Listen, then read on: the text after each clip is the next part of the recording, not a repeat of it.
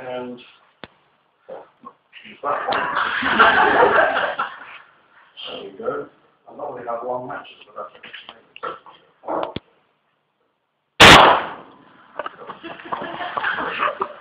well, some people would regard the chemistry took place there. Radio frequency discharge through a gas, exciting the ions in this case, which become electronically excited, then they fall back to their ground state and give out luminescence. Not a great deal of luminescence, as you can see, but it's visible. But note if I put my finger on the top there, the stripe going to my finger is brighter than all of the others. So if you think about it, I'm acting as an electrical earth here. So an electric current is passing down my arm through my body into the ground. Now, as I tell young people, younger than you, don't try this at home. Don't stick your fingers into an electrical socket because it's the last thing you'll ever do. So the point is that it must be a very small electric current which is creating this light. And here is an ordinary fluorescent light tube, and if I put that anywhere in the vicinity, you see it lights up. These things don't light up spontaneously, and therefore there must be electric current traveling down as I said, a small electric current. Just to finally prove it, I hold it halfway down, only half of it lights up. So always try to demonstrate to your audiences what Spencer did was to focus the full arc of a newly available carbon arc lamp onto the face of the patient. Oh, and that kind of singeing smell of burned hair is always very nice. Singeing experience was pretty much what the patient experienced. The experiment was a complete disaster. Because not only did he not cure the sores, he gave the patient very burn. So all sorts of things for us. I can see these are just some laser dyes that I happen to have in the lab. Different colours. This one's interesting. You can probably see it's colourless. All molecules, of course, have electrons, so it must absorb light somewhere. This one requires ultraviolet light to be excited. And it fluoresces. You always lose a little energy in the fluorescence, so the fluorescence is always redshifted compared with the absorption, and this is a bright blue.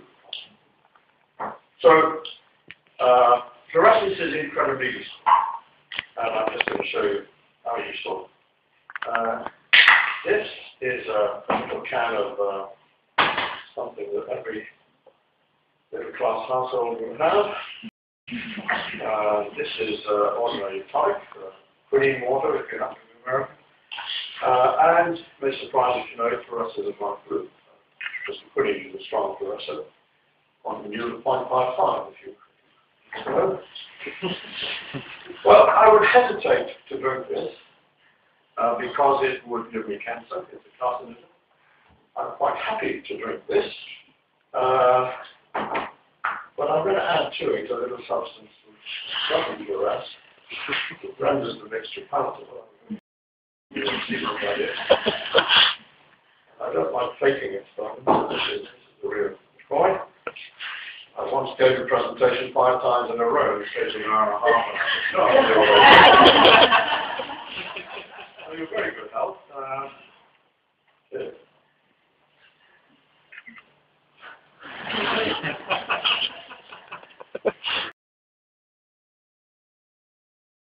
This is in the legs. I got the authentic material, causes jaundice and newborn babies. And I want to show you first of all that he can't excrete the bit of organ because it won't dissolve. I'm going to give him a drink. He drinks to follow as I said. Doesn't complain.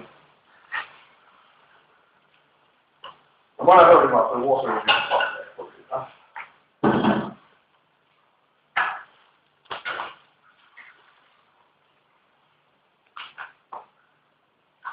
Well, I hope you can see that most of the yellow colour is still in the legs. It has not gone into the water, so this is a severely jaundiced baby. It used to cause death quite commonly in the 50s. This treatment was made available by the end of the 50s and really rapidly spread throughout the world, except in the United States. It wasn't until the late 80s that they started doing it in the United States. So I now have to irradiate. There's no blue light there. This is not the lamp I normally use. Sorry, hope it will work properly. But there's no blue light to cause this cisplanar isomerization, which then should make the bilirubin water soluble. It takes about 2 minutes. The reason the Americans didn't take it up, I think, are twofold. One is it wasn't invented in the United States, and there was resistance. But probably the rather bizarre reason is that in the 1870s, a Civil War general called Augustus J. Pleasanton had developed a fab for using blue glass in houses and in barns and all kinds of places. And he claimed that having the blue glass filtering out some of the visible light, farmyard animals would produce more progeny, seeds would germinate more quickly, your wife would produce more children. It was all, of course, it was complete nonsense. And so when, some 80 years later, a British physician said, if you irradiate your babies with blue light, you'll cure them of this, they didn't believe it. So take your pick with either of those suggestions. Right, so now what I have to do if it work, I have to do something I would hesitate to do in Massachusetts. I have to shake it, wind it. And it's a more feeble lamp than the one I normally use, so it may not. Oh, okay. You all see that? The just runs out some of the is maybe water soluble. So now little Bobbit can do exactly what you do. Because half of you whose physiology resembles this. and excrete is so what I'm trying to do is give you an idea of chemistry applied in case of medicine. Also, proof that I indicated you why I choose this type of